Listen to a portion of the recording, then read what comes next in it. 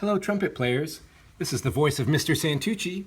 We're going to be working on number 57, the Ode to Joy, on page 13. But before we do that, I just want to work on some of the rhythms. And so you'll see in measure 9, you can see this rhythm here that you have to play softly. Piano means soft, that's a P.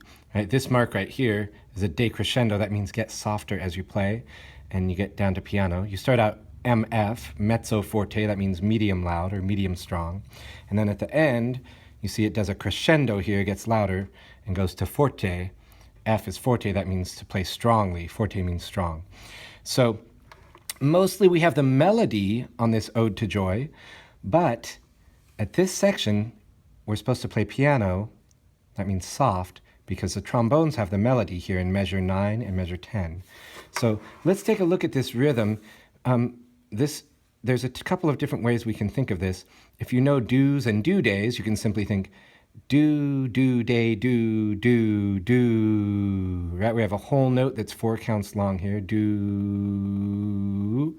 We'll have some half notes in here that are 2 beats long each, a hollow half note with a stick.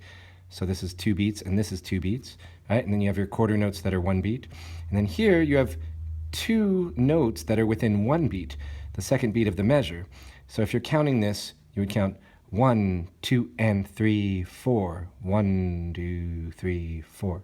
Same thing here. 1, 2, and 3, 4. 1, 2, 3, 4. Right? Ta, ta, ta, ta, ta, ta, ta, ta. So if we go to the back of the book, you can practice this. If you look at page 42, you see all the way up at the top of the page here, 42, it says Rhythm Studies.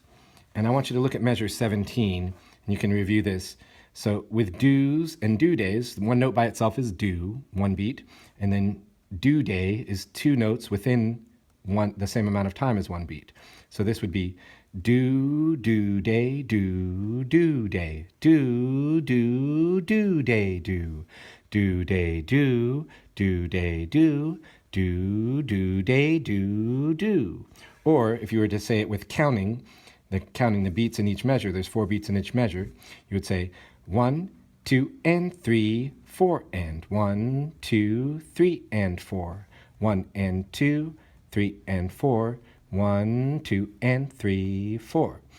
In this book, they want you to say 1 and 2 and 3 and 4 and all the time, and then clap the rhythm.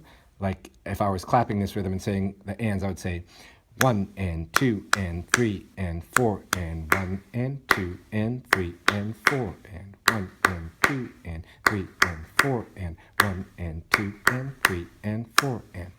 I find that to be very difficult, so I don't do that. I would rather say 1, 2, and 3, 4, and I'm thinking, I'm audiating in my head. I'm realizing that there could be 1 beat. There could be 1 note in that 1 beat or 2 notes in the 1 beat. Anyway, it can be confusing. Let's go back to Ode to Joy. I'm going to move the paper back away from the camera now, and I'm going to go sit down and play for you on the Ode to Joy. We're going to go slowly on this song. Realize that we have to play musically and beautifully. We don't want to just play 1 note at a time. We don't want to just go ta, ta, ta, ta, ta, ta, ta, ta. We want to try to connect this by keeping the air going and just using our tongue to start each note, but we don't end the notes. They just flow into the next note. So like ta, ta, ta, ta, ta, ta, ta, ta, ta, ta, ta, ta, ta, ta. Notice here, this is not like the real symphony. The real symphony goes ta, ta, ta, but we don't have that. We don't have 3 notes in this measure. We only have 2 notes. Ta, ta, right? 2 counts on this note, 2 counts on this note. 1, 2, 3, 4 on the E and the D. Okay? Make sure that you get that. All right, I'm going to go play it for you, and you can try to play along with me if you've been practicing it, or if you haven't been practicing it yet, you can just listen to hear how it goes, and then you can practice each part, like maybe just practice the last couple of measures here.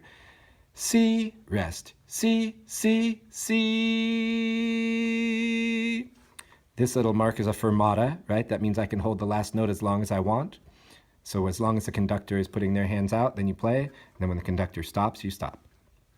So maybe just practice the ending first. Maybe practice from 13 to the end, right? And maybe practice measure 9 to measure 13, and then practice at the beginning, and then try to put it all together and go as slow as you need to go. Practice as many times as you need to practice. Okay, so now I'm going to come back here so you can see me. Hello. And I'm going to get my trumpet, buzz on my mouthpiece a little bit here. All right, and then we'll give it a try. The first note is E. It should sound like this. Play the first note maybe.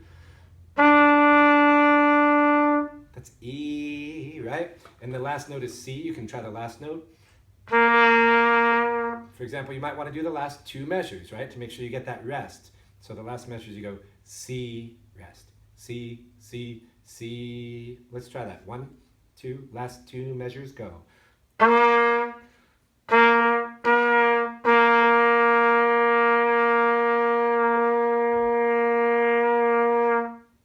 you can play the last note as long as you think it seems good. And then when the conductor's there, when the teacher's there, you hold the last note until the conductor gives you a sign to cut off or release the note. Okay, let's practice measure 9 because this is a tricky part. So measure 9, you're trying to play softly, piano, the P means soft.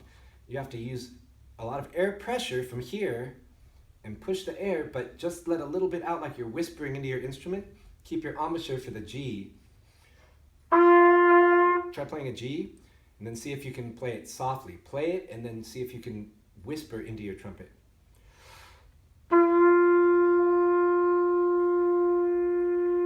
right, and while you're doing that, I'm tightening up my stomach muscles to support the air and keep the air pressure, but I'm only letting a little bit of air into the trumpet, and I'm keeping my embouchure exactly right for G. Right, my lips have to buzz the G for my instrument to play the G. Okay, so measure 9 goes ta ta ta ta ta ta. Try that softly.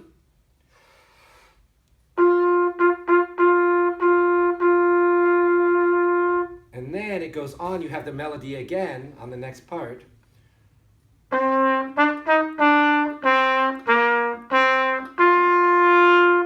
then it goes to measure 13, okay? I'm gonna play the whole thing for you. Please remember to stay nice and steady and even on the tempo. Don't rush ahead faster and faster. We need to keep it nice and steady and even. It's supposed to be stately and beautiful. It's not supposed to be ta ta ta ta ta ta ta. It's supposed to be ta ta ta ta ta ta ta ta ta. Right? Beautiful and majestic. Majestic like a king or a queen is walking down the hallway. Okay, here goes. Ready? Ode to Joy, number 57. 1, 2, 3.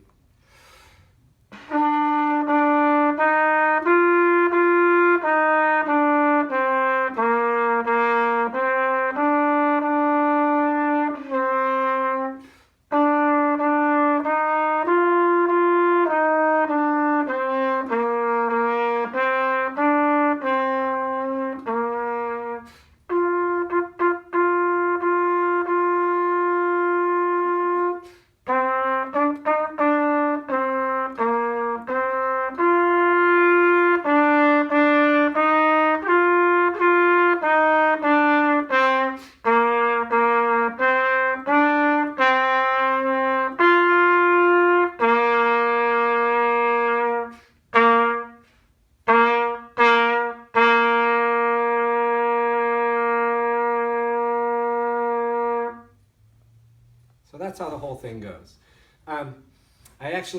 There were a few times where I was starting to play and my lips didn't buzz right away. That's okay, that might happen to you too. Okay, so I'm gonna try to play the whole thing again.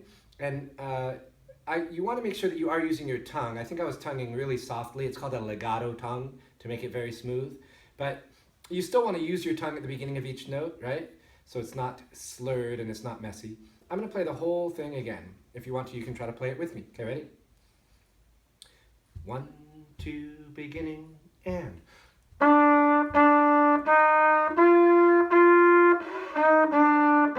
that wasn't very good. Let me try again. 1, 2, ready?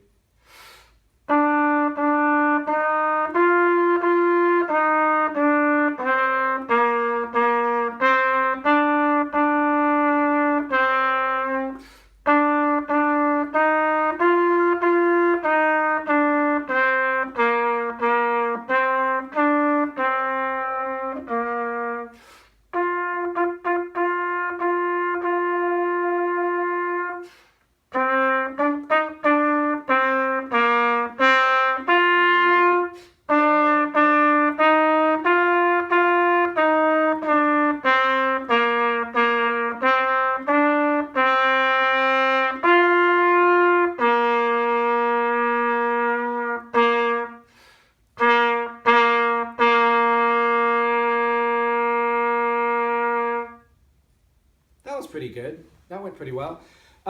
Mistakes do happen, and you can keep going. You can keep going, or when you're practicing by yourself, like I'm all by myself here, I decided to stop and go back and start over. Notice 1, 2, 3, 4 measures before the end. The melody changes a little bit there because it's coming to the end, so they want it to slow down a lot. So they, instead of like the beginning, you have ta, ta, ta, ta, ta, ta, right? On measure 13, you have E, E, F, G, G, F, E, D, C, C, D, E, D, G, C, right? 2 counts on D, then G, 2 counts, and then C. Make sure you don't miss those 2 count half notes there. All right, keep practicing. I appreciate your hard work. See you soon. Bye.